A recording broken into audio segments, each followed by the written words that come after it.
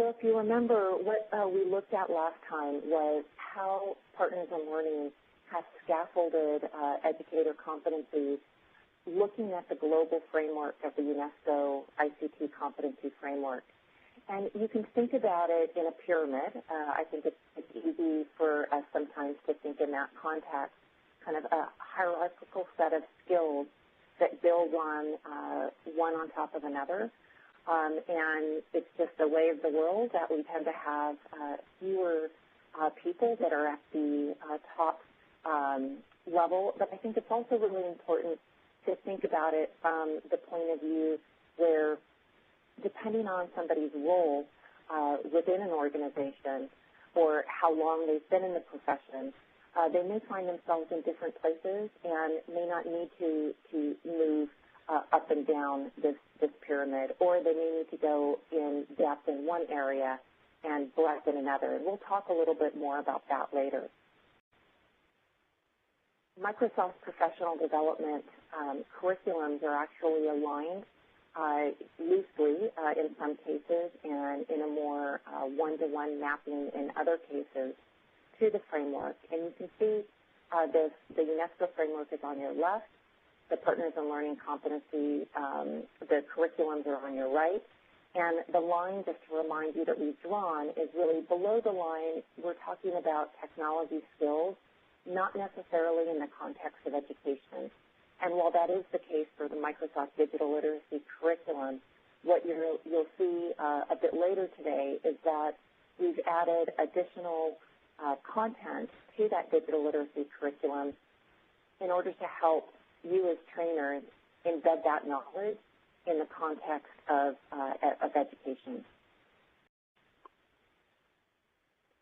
So while one way to utilize the content is in that pyramid format and really working with educators to get a foundational level of skill before they go to the next level, what we've actually found even more effective is looking and thinking about the content in this way, where you may start with a particular digital literacy skill and then help an educator understand the context within the education environment, possibly utilizing the topics from teaching with technology, maybe even in a flipped model where you're doing a workshop face-to-face, and then they're going home and deepening their knowledge, utilizing the e-learning, and then working to actually edit and revise their specific lesson plans, possibly utilizing the 21st century learning design methodology. And so the feedback that we've received from trainers around the world is that when we can utilize all of the content in this way, that educators really feel that they're deepening their understanding and getting kind of the best of all of these approaches. So what we did in January on behalf of Microsoft was launch a training provider program.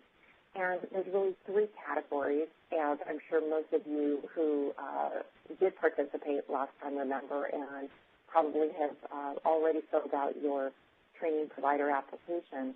But the affiliate is basically at an organization level. So if you're a manager or director and you're interested in your organization being an affiliate of Microsoft, then you would apply as an affiliate. And then we have individual trainer as well as peer coaching. And peer coaching is really where your primary role is as an educator, probably a classroom educator, but you also have a formal role as a peer coach within your school. And I congratulate you if that's the case. We know that peer coaching is a very effective model of professional development when it's done well. And so we're really excited to be able to recognize peer coaching. And we'll be building out the offerings specifically for peer coaching next school year, probably starting in late summer or early fall, just in a few months here. So what are the benefits to you? We hope that these virtual universities will be one of those benefits. While this is kind of an introductory webcast in order to help you understand the resources that are available to you, we hope to do webcasts in the future probably about once a quarter, once every 2 or 3 months, where we'll actually be asking you all to share best practices with each other, or we'll be bringing in other industry experts to really help deepen your knowledge as trainers around adult learning design, adult professional development, possibly what the latest research is saying, deepening that knowledge. And then as Microsoft comes out with new products or new offerings, we'll kind of go back and forth between making sure we keep you up to date, which is one of the key benefits that those of you who answered the questions in the survey last time are looking for. So we'll work to do a really good job of both providing up-to-date information as well as deepening your own practice as trainers. There also is an opportunity to receive customer referrals. Occasionally, we do get emails from education leaders, school leaders, looking to identify trainers who have education experience in their regions and can deliver training. And so you might get an email from us providing a referral. And then you will get a teacher-trainer badge on the Partners in Learning Network. For those of you who find it valuable, there will be logos that you can use in your own materials, including email signatures. There will be a chance to attend the Global Forum, which likely will be in spring, about a year from now, and you'll get more information as it becomes available on that. And then all of the resources that we'll be showing you over the next few webcasts in pilltrainer.com.